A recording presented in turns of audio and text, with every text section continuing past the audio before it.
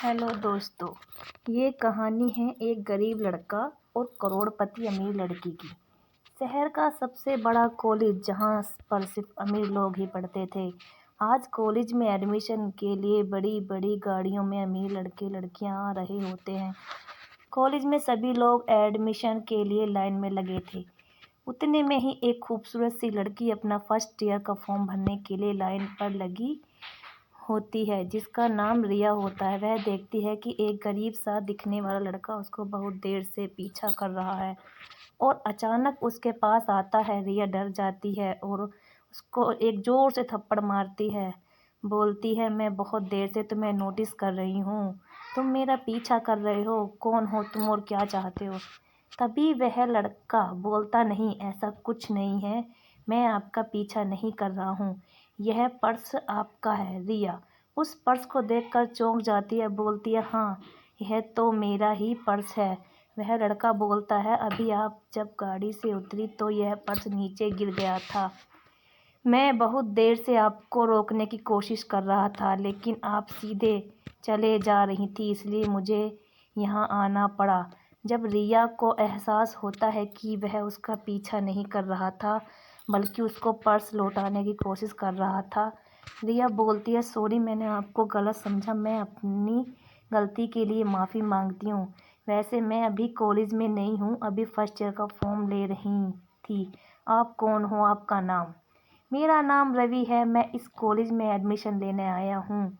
वैसे यह कॉलेज बहुत अमीर लोगों का है और इसकी फ़ीस मेरे घर वाले अफोर्ड नहीं कर सकते, लेकिन मुझे पूरे देश में टॉप की वजह से स्कॉलरशिप मिली है, जिसकी वजह से इस कॉलेज में एडमिशन फ्री ऑफ कॉस्ट दिया गया है, क्योंकि इस कॉलेज में सभी लड़के लड़कियां अमीर घरों के हैं। मैं भी फर्स्ट ईयर का ही फॉर्म ले रहा हूँ। अब दोनों का फर्स्ट ईयर में एडमिशन हो जाता है। वहाँ के सभी अमीर लड़के रिया को रवि से बात करते हुए देखते हैं और उसको देखकर चिढ़ाने लगते हैं। वे रिया से बोलते हैं, रिया, तुम इस गरीब लड़के से बात क्यों कर रही हो? ये हमारे लेवल का नहीं है। मैं इससे बात नहीं करनी चाहिए। और उनमें से एक लड़की रवि को धक्का भी देती है।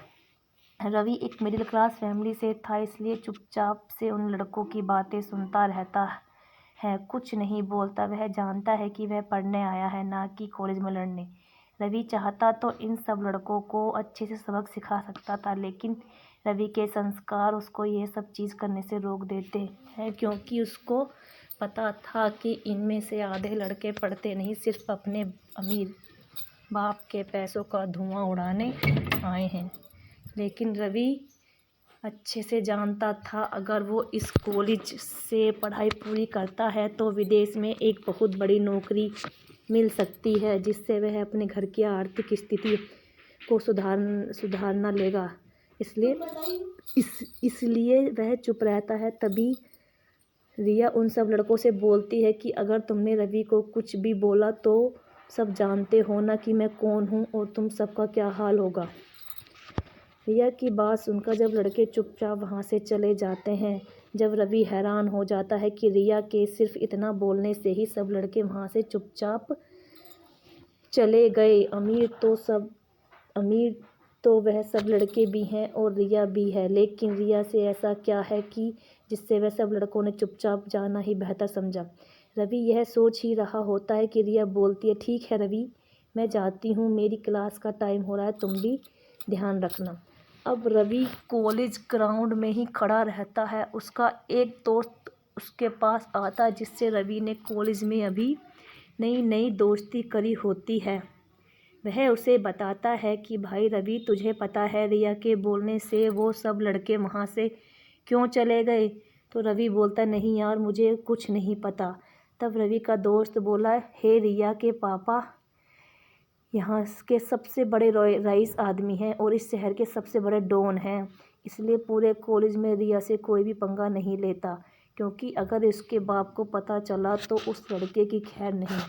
ये सब सारी कॉलेज में सभी लड़के अच्छी तरह जानते हैं, इसलिए रिया ने कोई भी कुछ नहीं बोलता। और तू भी दूर ही रहा कर रिया से, क्योंकि अगर इसके बाप को पता चला गया ना कि तू इससे ज़्यादा घुल मिल रहा है तो वो तेरे पूरे ख़ानदान को ही गायब कर सकते हैं।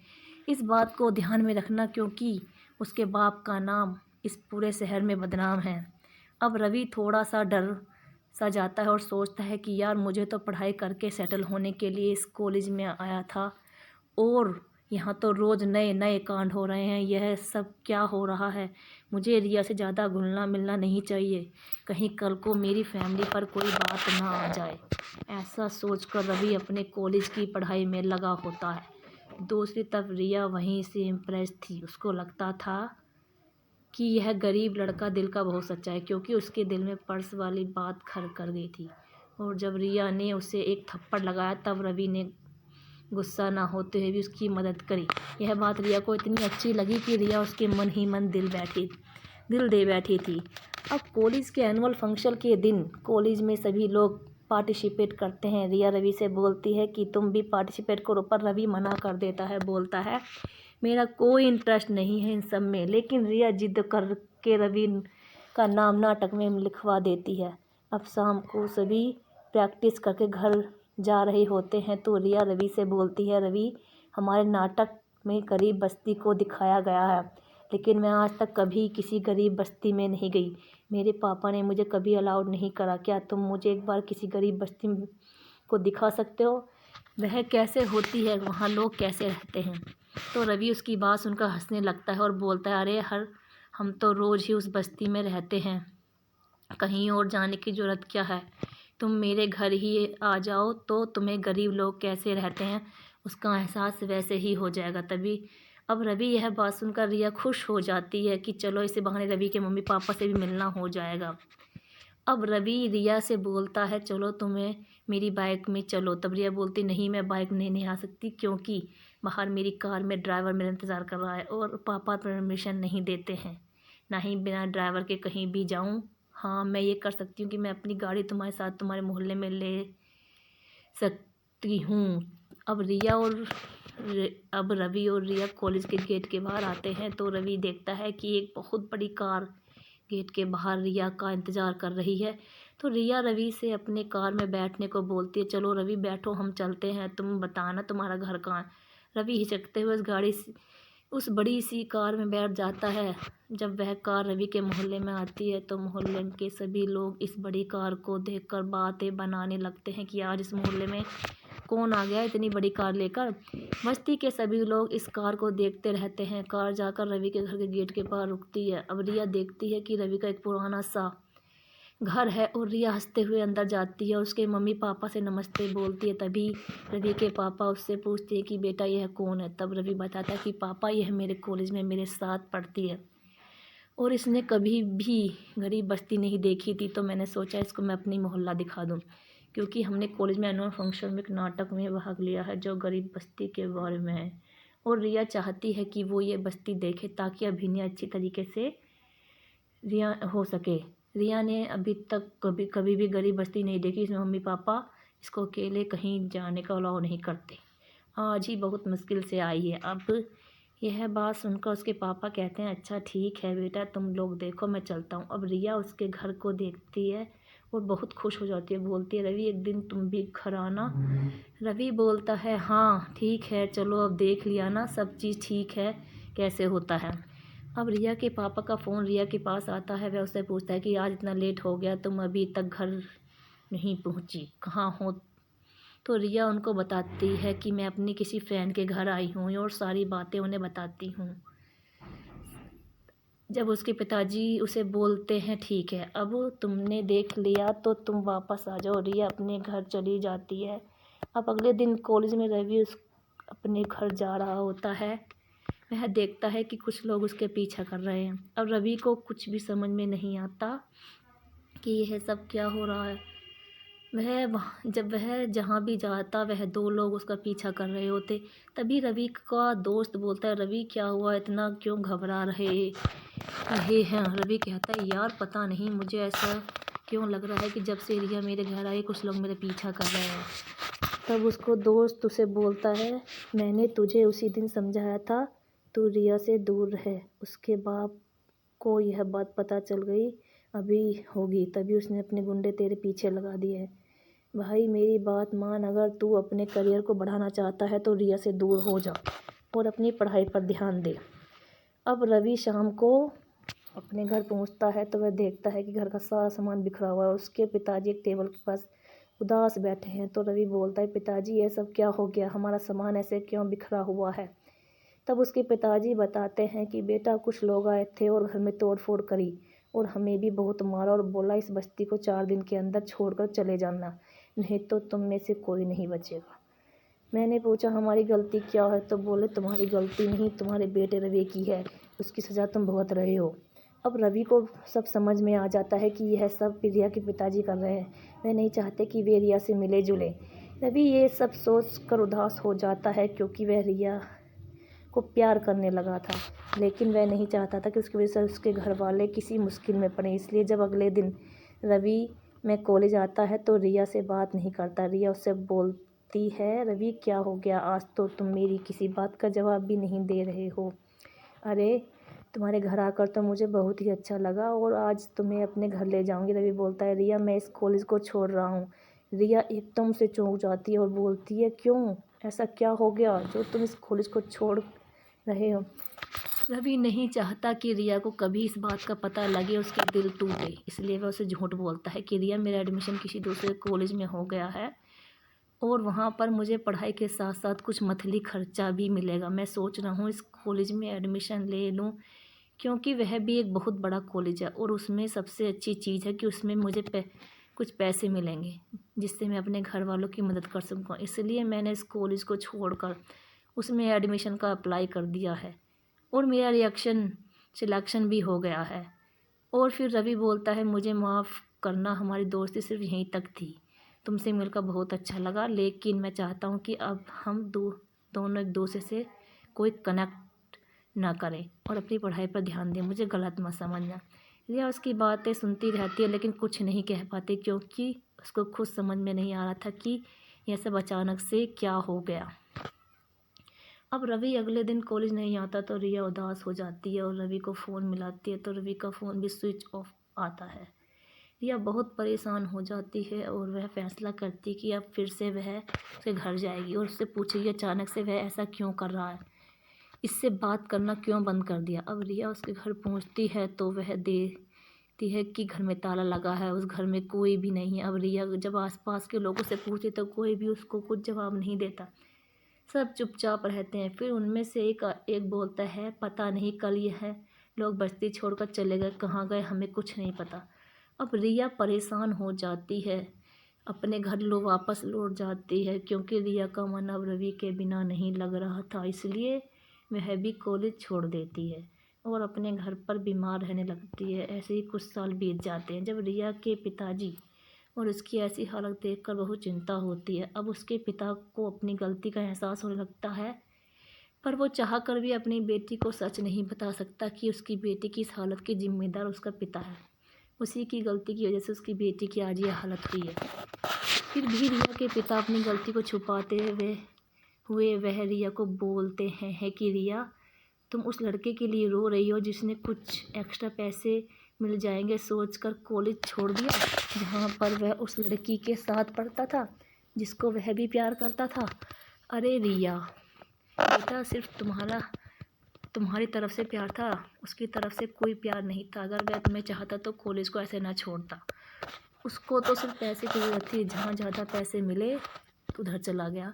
अब रिया को भी लगने लगा कि हाँ उसके पिताजी सही कह रहे हैं क्योंकि रवि ने भी यही बात बताई थी, लेकिन उसका दिल नहीं मान रहा होता। फिर भी रिया अपने दिल पर हाथ रखकर बैठ जाती है। उसके पिताजी बोलते हैं, रिया तुम एक बहुत ज़्यादा होशियार लड़की हो, अपने कैरियर ऐसे ख़राब मत करो।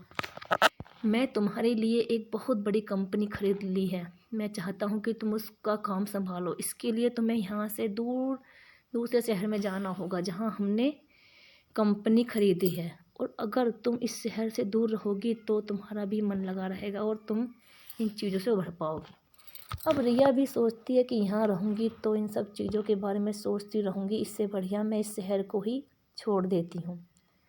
अब रिया दूसरे शहर चली जाती है और उसके पापा द्वारा खरीदी गई कंपनी में मालकिन के रूप में ज्वाइन कर लेती है। क्योंकि वह कंपनी इतनी बड़ी थी कि उससे इतने सारे लोग थे कि रिया को सभी लोगों को जानने समझने का मौका ही नहीं मिला था। अब वह सोचती है कि क्यों न एक बार अपने सारे स्टाफ को बुलाया जाए, इन सभी लोगों से अपना परिचय कराया जाए।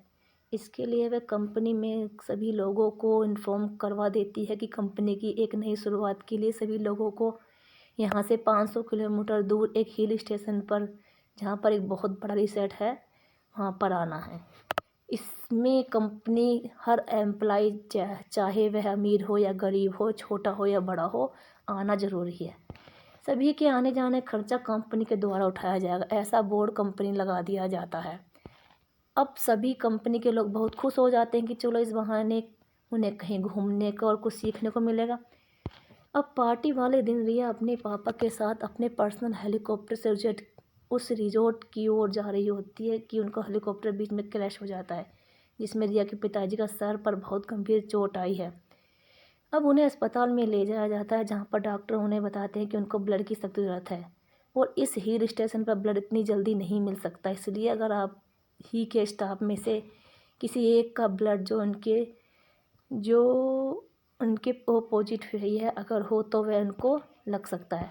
अब यह बात जब सारे स्टाफ पर चलती है तो सभी लोग का ब्लड सैंपल लिया जाता है, लेकिन सिर्फ एक ही व्यक्ति था जिसका ब्लड उसके पिताजी की से मैच करता है और उनको दिया जाता है। जब रिया को यह बात पता चलती तो यह उस देवता समान आदमी को मिलने के लिए अपने कैबिन में बुलाती है, जिसने उसके पिताजी की जान बचाई।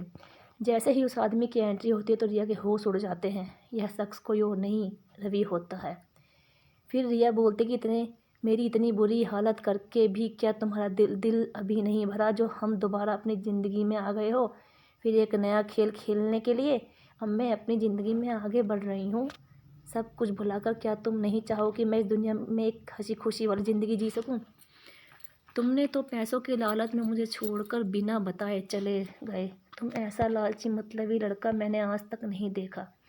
ऐसा बोलकर रिया रोने लगती है। तभी रवि उसको बोलता है, रिया तुम पहले एक बार मेरी बात सुन लो। रिया बोलती है, मुझे कुछ नहीं सुनना। तुम्हें पता भी है पिछले कुछ सालों में से किस दौर से गुजरी हूँ। अब मुझे तुमसे कोई बात नहीं करनी है। तभी रवि बोलता है, अगर मैं तुम्हें सच बता दूंगा तो तुम अपने पिताजी को कभी माफ़ नहीं करोगी। उन्होंने मेरे साथ और मेरे परिवार के साथ जो किया वो तुम जानती नहीं हो। लेकिन मुझे लगता है आज तुम्हें सारी सच्चाई पता ही चल जानी चाहिए कि मेरे साथ क्या हुआ। अब मेरी बात सुनो। रवि उसको सब बातें बताता है जो भी उसके साथ रिया के पिताजी ने किया था, जिसकी वजह से वह अलग हो गए थे और रवि को शहर छोड़कर जाना पड़ा। अब रिया रवि की यह बातें सुनकर चौंक जाती है और उसको विश्वास नहीं होता कि उसके पिताजी रवि के साथ ऐसा कर सकते हैं।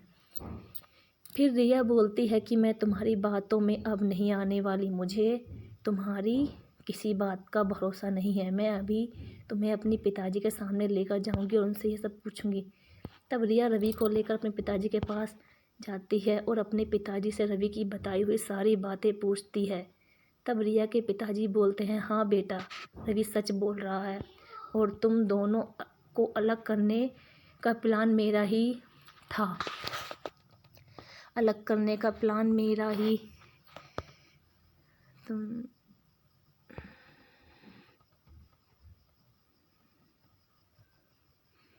अलग करने का प्लान मेरा ही था, जिसकी सज़ा आज मुझे मिल गई है। और आज रवि नहीं होता तो मुझे ब्लड कौन देता? रवि की वजह से ही आज जीवनदान मिला है। अब रिया के पिताजी हाथ जोड़कर दोनों से माफ़ी मांगते हैं और बोलते हैं, मुझे माफ़ कर दो। मैं अपने पैसों के घमंड में अंधा हो गया था, जिसकी वजह से मैंने तुम दोनों को अलग किया। लेकिन अब मुझे अपनी गलती का एहसास अच्छे से हो चुका है और मैं समझ चुका हूँ कि ज़िंदगी में पैसा ही सब कुछ नहीं होता है। बेटा, तुम दोनों हमेशा के लिए एक साथ रहो। और रिया और रवि की शादी बड़ी धूमधाम से हो जाती है और एक गरीब लड़का करोड़पति अमीर लड़की से शादी कर लेता है। अगर